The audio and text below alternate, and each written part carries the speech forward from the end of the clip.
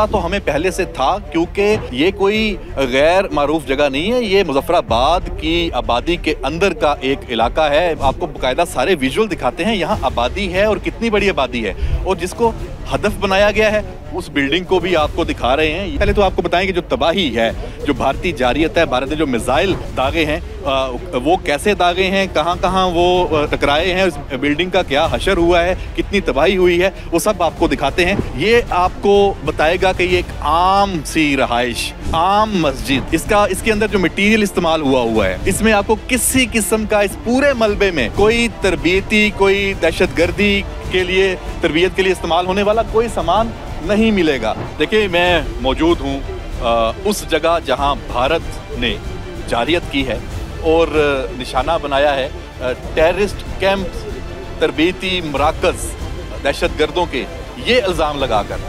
तो हमने कहा कि आके दिखाएं, आपको पता तो हमें पहले से था, क्योंकि ये कोई गैर मारूफ जगह नहीं है, ये मुजफ्फराबाद की आबादी के अंदर का एक इलाका है, मोहल्ला पादगिरा है, शवाई रोड है, और आसपास जैसे अब आपको बाकायदा सारे विजुअल दिखाते हैं, यहाँ आबादी है और कितनी बड़ी आबादी है, और जिसको हदफ बनाया गया है उस बिल्डिंग को भी आपको दिखा रहे हैं। ये जामिया मस्जिद सैयदना बिलाल है, और उसका आप कह लें कि उसकी इमारत है। इसमें कुछ इसके तीन इसमें क्वार्टर्स भी हैं, उसकी तफसील बताते हैं। पहले तो आपको बताएं कि जो तबाही है, जो भारतीय जारियत है, भारत ने जो मिसाइल दागे हैं वो कैसे दागे हैं, कहाँ कहाँ वो टकराए हैं, उस बिल्डिंग का क्या हशर हुआ है, कितनी तबाही हुई है, वो सब आपको दिखाते हैं। आइए आप मेरे साथ। और यहाँ पे अली मेरे साथ, हमारे जो कैमरा पर्सन है, अली आप दिखाएं ये जो बिल्डिंग के अंदर जो सामान है, ये आपको बताएगा कि ये एक आम सी रहाइश, आम मस्जिद, इसके अंदर जो मटीरियल इस्तेमाल हुआ है, इसमें आपको किसी किस्म का इस पूरे मलबे में कोई तरबियती, कोई दहशतगर्दी के लिए, तरबियत के लिए इस्तेमाल होने वाला कोई सामान नहीं मिलेगा। और यहाँ पे आप ये मलबा भी देख लें, ये सारा मलबा है इसका। अब ये बिल्डिंग बहुत कमज़ोर हो चुकी है, इसके अंदर हमें जाने से इसलिए मना किया गया है क्योंकि किसी भी वक्त ये मुनहदम हो सकती है, क्योंकि 12 मिसाइल इस एक स्ट्रक्चर पे वो मारे गए हैं। और ये सब कुछ हुआ कैसे है, ये रात कोई 12:30-35 पहला मिसाइल जो आया है। और ये देखें यहाँ पे जो ये यहाँ की मुकामी पुलिस है, इनसे भी हमारी बात हुई है।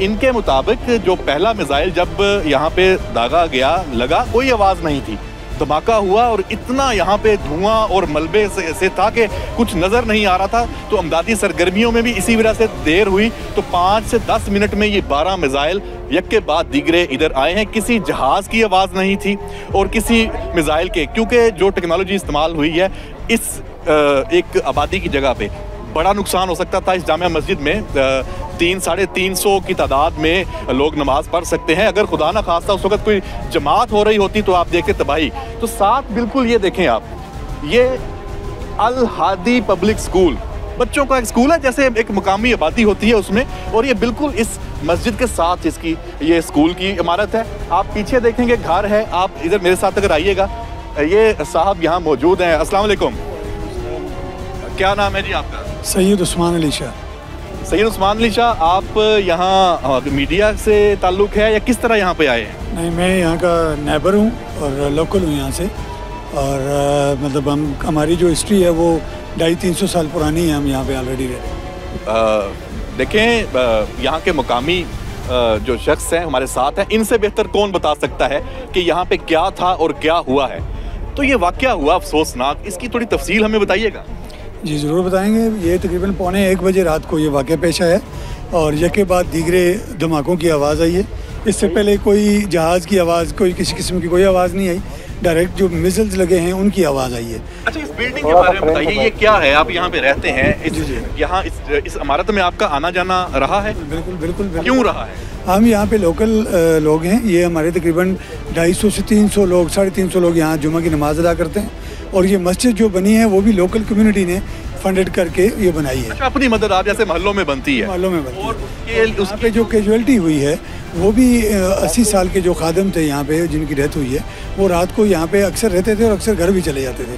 सफाई सुथराई खादम की हैसियत से यहाँ का वो एज अ सवाब, और लोग मिल के उनको साथ तावन भी करते थे। बहुत अफसोसनाक, कितनी और यहाँ पे कैजुअलिटीज हुई है? उसके अलावा यहाँ पे जी 3 के दो लोग और मौजूद थे जो यहाँ पे मुसाफिर थे, आए हुए थे, रावला कोट के एरिया के रहने वाले थे और वो यहाँ पे ठहरे हुए थे। उनको भी उनकी भी कैजुअलिटी हुई है। और साथ ही यहाँ पे इसके मिज़ल्स लगने की वजह से हमारी बच्ची है निमरा सफ़ीर अवान, एडवोकेट हैं सफ़ीर अवान, उनकी बेटी है, उसको मिज़ल्स के जो पार्शल्स हैं वो जाके लगे और वो इस वक्त हॉस्पिटल में एडमिट है और वो सीरियस इंजर्ड है। Very sad. अल्लाह उस बच्ची को सेहत दे। आप हमारे साथ थोड़ा आएंगे, दिखाएंगे जो जैसे आपने जिस घर का हवाला दिया है सफ़ीर अवान, वो भी बिल्कुल साथ है। वो साथ है, बिल्कुल साथ है। और वो मिज़ल्स इतने यानी वो थे कि वो ला के सीधे उनके घर भी डैमेज हुआ है और साथ में जो है ना वो। अगर हम अपने साथी कैमरामैन से कहें, अली अगर आप सामने आ जाएं ताकि थोड़ा इसको दिखा सकें, तो ये बिल्डिंग है मस्जिद बिलाल की और इसके साथ यहाँ पे